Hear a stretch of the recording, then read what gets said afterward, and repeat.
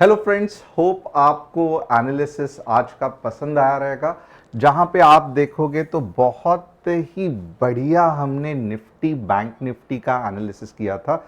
अब यहां पे आप देखोगे ना, बैंक निफ्टी 75 पॉइंट्स, निफ्टी में 20 पॉइंट्स, वापस यहां पे 17।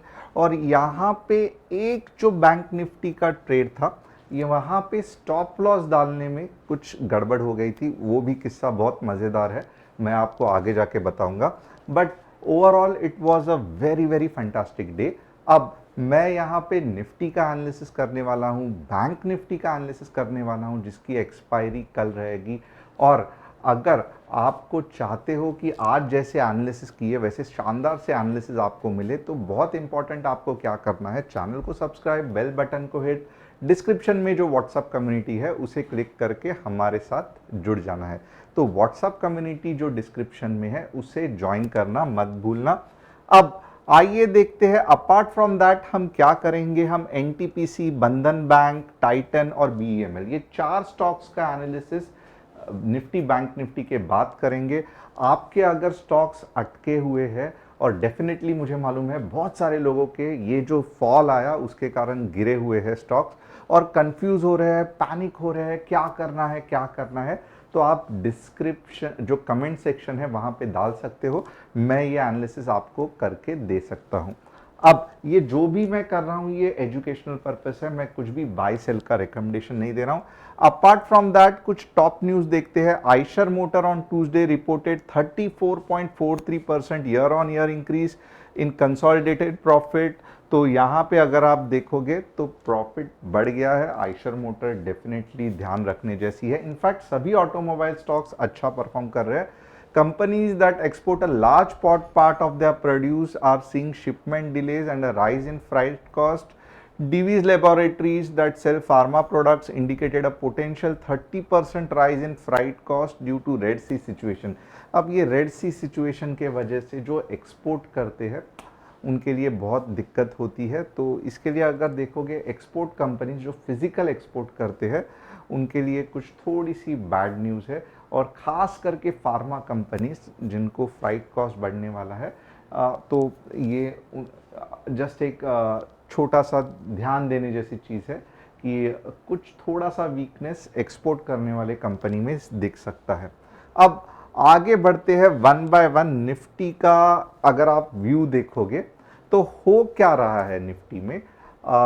ये निफ्टी का ये निफ्टी का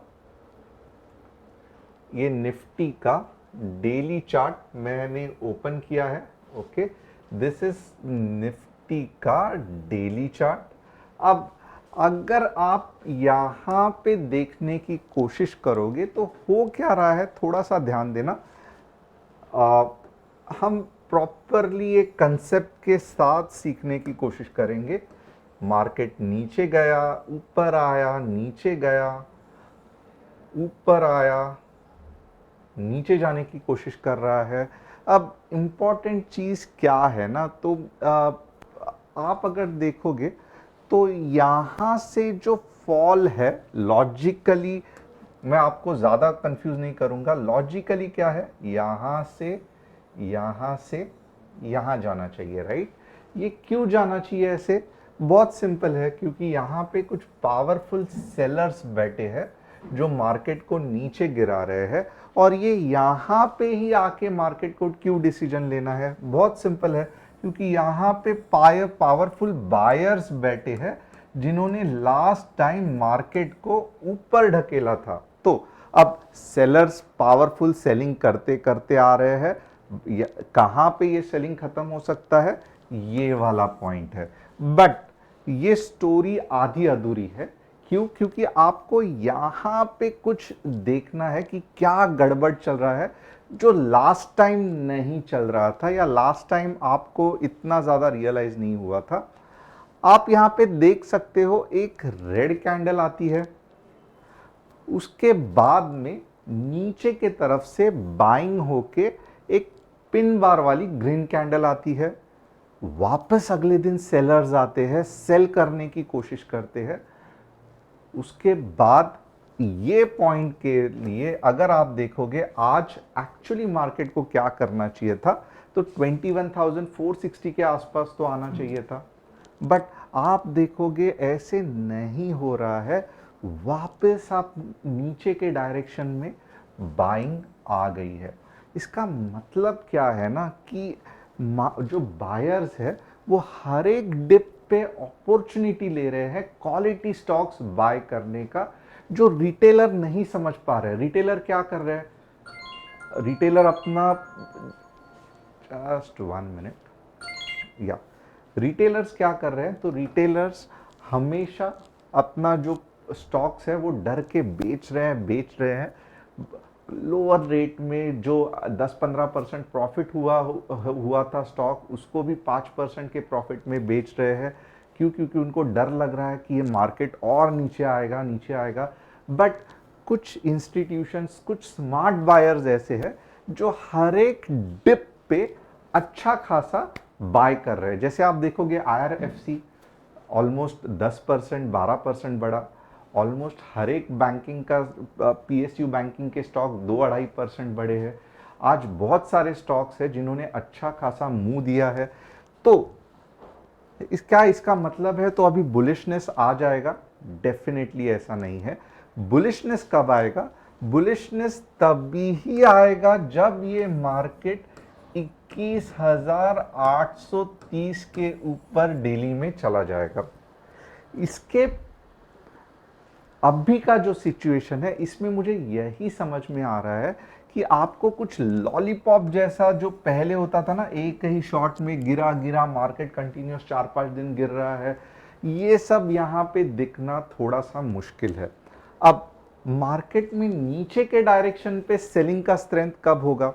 तो फिलहाल के लिए यही है कि बहुत सिंपल है। अगर कल मार्केट 21,540 के नीचे अगर ओपन हुआ या 21,540 के नीचे चला गया, तो फिर यहां से हम कहेंगे मार्केट की नेक्स्ट लेवल है 21,460। तो ये चीज खत्म हो गई। इसके पहले जो भी मार्केट ऊपर जा रहा है, पुल बैक्स आ रहे हैं, आपको संभल के रहना है। मैं क्या बोल रहा हूं, थोड़ा सा ध्यान देना। फॉर एग्जाम्पल ये लेवल्स आपने नोट की रहेंगी, 21,540 के बाद 21,460। बट इसके पहले क्या करना है देखते हैं। जब तक 21,830 नहीं आता है, आपको थोड़ा सा संभल के, या मैं कहूंगा अवॉइड भी कर सकते हो। क्योंकि हो क्या रहा है कि हर एक जो सेल है ना, उसको अच्छा खासा आपको डिप मिलेगा। हर एक जो सेल है उसको अच्छा खासा डिप मिलने के चांसेस है। तो यहाँ पे आपकी जो एज अ ट्रेडर जो कहूँगा ना, दुविधा बहुत ज़्यादा बढ़ने वाली है। Reason is very simple. ये ऑलमोस्ट, ये क्या है, तो ये सिंपल वर्ड में डेली में साइड ट्रेंड है। भले 2-3 दिन का है, बट ये टोटली कंफ्यूजिंग साइड ट्रेंड है। क्योंकि आप देख सकते हो ये ऐसे मार्केट कैसे बन रहा है कि रेड कैंडल, उसके बाद ग्रीन, उसके बाद वापस रेड, उसके बाद ग्रीन, और ये जोन के बीच में कंसोलिडेशन। तो थोड़ा सा मैं कहूँगा आने वाले दिन इंडिविजुअल स्टॉक्स बढ़िया बढ़ेंगे। बट अगर मार्केट 21,540 के नीचे नहीं जाता है, जो कि मुश्किल लग रहा है, अगर जाना रहेगा तो कल गैप डाउन ही 21,540 के आसपास होगा। अगर नहीं हो रहा है तो मेरा यही रिक्वेस्ट है कि बहुत ज़्यादा लोअर टाइम फ्रेम पे संभाल के ट्रेड करना, बड़े कैंडल्स देखना, और हर एक इंपॉर्टेंट पॉइंट्स है जैसा 21,800 यहाँ पे सेल आउट हो सकता है, ओपन इंटरेस्ट का प्रॉब्लम है। तो कोई भी ऐसा मत व्यू रखना कि चलो अभी निकल गया है 21,800 के ऊपर तो बहुत ऊपर जाएगा। नहीं, ऐसा नहीं होगा। बहुत से बार आड़े टेढ़े मूव्स आते रहेंगे जिससे कि आपको दिक्कत होगी। तो जब तक एक प्रॉपर डायरेक्शन मार्केट को नहीं मिलता है, एटलीस्ट डेली चार्ट्स में, मैं कहूँगा थोड़ा सा संभल के। आवरली का फिलहाल मैं डिस्कस नहीं करूँगा। अब बैंक निफ्टी देखते हैं। बैंक निफ्टी में भी सेम दुविधा या सेम कंफ्यूजन है। कभी बैंक निफ्टी -2% नीचे रहती है, तो कभी बैंक निफ्टी +1.5% ऊपर रहती है। और यही बैंक निफ्टी की जोन है। और आपने जो जो ये चैनल को फॉलो कर रहे हैं आपने देखा रहेगा जब ये जोन टूटता है ना ऊपर या नीचे के डायरेक्शन में और उसके बाद जो बढ़िया सा मुंह आता है ना, आप 700-800 पॉइंट का मुंह देके जाता है। तो बैंक निफ्टी का एक्चुअली जोन क्या है तो आप देखोगे ना, बहुत सिंपल है, 45,700 और 44,800, ये रेंज में ही आपको ट्रेड करना है। यानी कि ये रेंज तो मिल गई, राइट, इसके ऊपर जाने के चांसेस कम है, इसके नीचे जाने के चांसेस कम है। तो आपको क्या करना है, अगर समझो 1 आवर में या 15 मिनट्स में कुछ अच्छा खासा पैटर्न दिख रहा है तो वो पैटर्न में ट्रेड करना है। नहीं समझ में आ रहा है अवॉइड कर दो, या जो व्हाट्सअप कम्युनिटी है जहाँ पे हम एनालिसिस करते हैं वो जस्ट फॉलो करना। But unnecessarily already market zone में है तो क्यों मैं ऐसी चीज़ प्रेडिक्ट करने को देखो जहाँ पे टेक्निकल एनालिसिस खुद बोल रहा है कि मार्केट साइड ट्रेंड में है। तो भले कम समय के लिए ना क्यों ना हो, बट ऐसे चीज़ को क्यों हमें एनालिसिस करना है जिसका क्या आउटकम आने वाला है वो ठीक से हमें भी नहीं पता। ओके, अब नेक्स्ट चीज़ हम कौन सा देखने वाले हैं, तो यहाँ पे चलिए देखते हैं एनटीपीसी। एनटीपीसी अगर आप इसको वीकली चार्ट में देखोगे, यस अप ट्रेंड में ही है, बट प्रॉब्लम यही है कि जो आपको ये वाला मुंह था ना वो यहाँ पे नहीं मिलेगा। तो सही एंट्री नहीं बन रही है एनटीपीसी में। आइदर 300 के आसपास होना चाहिए या 325 के ऊपर होना चाहिए जब मुझे यहाँ पे ग्रीन कैंडल इन वीकली चार्ट दिखे। बट फिलहाल के लिए एनटीपीसी जस्ट नोट करके रखो, अननेसेसरली ट्रेड लोगे तो अच्छा खासा 2-3 महीना रुकना पड़ेगा। तो एनटीपीसी बिल्कुल भी नहीं, मैं ये भी नहीं कहूँगा स्ट्रांग है, मैं ये भी नहीं कहूँगा वीक है, कंसोलिडेट हो रहा है। अब यहाँ पे आप देखोगे तो बंधन बैंक अगर आप देखोगे ना वापस साइडवेज का मुंह है। अब भले ही आपको नीचे जाते हुए दिख रहा है बट यहाँ पे आप देख सकते हो 180 पे बाइंग हो रही है और 260 पे सेलिंग हो रही है। तो फिलहाल के लिए तो कुछ करना नहीं है, ये जोन को ही अवॉइड करना है। हो सके तो आइदर 280 पे आप बाय करोगे, या अगर कुछ इस पैटर्न, ये पैटर्न याद रखना, अगर कुछ ऐसा स्पाइक मार के आपको कुछ एंट्री मिल रहा है तो आप 260 तक सोच सकते हो। साइडवेज मूव है तो इतना ज़्यादा आपको पैसा नहीं बनेगा। बीईएमएल का भी इनफैक्ट सभी पीएसयू बैंक्स नीचे आ रहे हैं, पीएसयू के स्टॉक्स नीचे आ रहे हैं, आप देख सकते हो अच्छा खासा रिवर्सल मारा है। कहाँ तक आपको ये हो सकता है, तो मैं कहूँगा 2000, ये वाला लेवल 2500 के लेवल पे वापस रिवर्सल आ सकता है। बट जब तक आपको रिवर्सल नहीं दिखता है, फॉर एग्जांपल कुछ इस तरीके से या फिर कुछ इस तरीके से, जब तक रिवर्सल नहीं दिखता है आप अननेसेसरली एंट्री नहीं करोगे। आपको अगर बेचना ही था, प्रॉफिट बुक करना ही था, तो ये वाला देखो आपको इजीली समझ में आना चाहिए था कि यहाँ पे कुछ गड़बड़ है और स्टॉक नीचे जाने वाला है। तो डेफिनेटली बीईएमएल बिल्कुल भी सही स्टॉक नहीं है।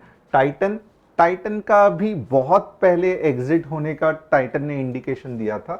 कहाँ पे इंडिकेशन दिया था, तो आप देखोगे ना ये जो स्पाइक्स बन रहे थे ये दिखा रहे थे टाइटन में वीकनेस, तो ये देख के ही आपको एग्जिट होना चाहिए था। अगर आप अभी भी नहीं हुए हो तो मैं कहूँगा कि ये डेफिनेटली एक सपोर्ट का जोन है 3600 ऊपर। और आप अगर यहाँ पे आगे जाके कुछ ग्रीन कैंडल बन रहा है तो आप सोच सकते हो, बट टाइटन में फिलहाल के लिए डेफिनेटली वीकनेस दिख रहा है। तो कुछ समय के लिए अगर आप टाइटन को साइड में रखोगे, कुछ टाइटन को नीचे आके देने के बाद कुछ ऐसे मुंह के पीछे पड़ोगे तो एक अच्छी रैली आ सकती है। अभी अननेसेसरीली ये इतना गिरा नहीं है या इतना अच्छा कंसोलिडेशन नहीं हुआ है, थोड़ा ऊपर जाएगा, अगर वापस नीचे आ गया तो फंस जाओगे। तो टाइटन के लिए मैं कहूँगा मैं जस्ट देखते रहूँगा, मैं बाय नहीं करूँगा। तो होप आपको एनालिसिस पसंद आया रहेगा। Thanks a lot. चैनल को सब्सक्राइब, बेल बटन को हिट करना मत भूलना। और कुछ आने वाले दिनों के लिए मैं थोड़ा सा बाहर घूमने जा रहा हूँ, तो मे बी लाइक अगले हफ्ते वापस मुलाकात होगी। Thanks a lot.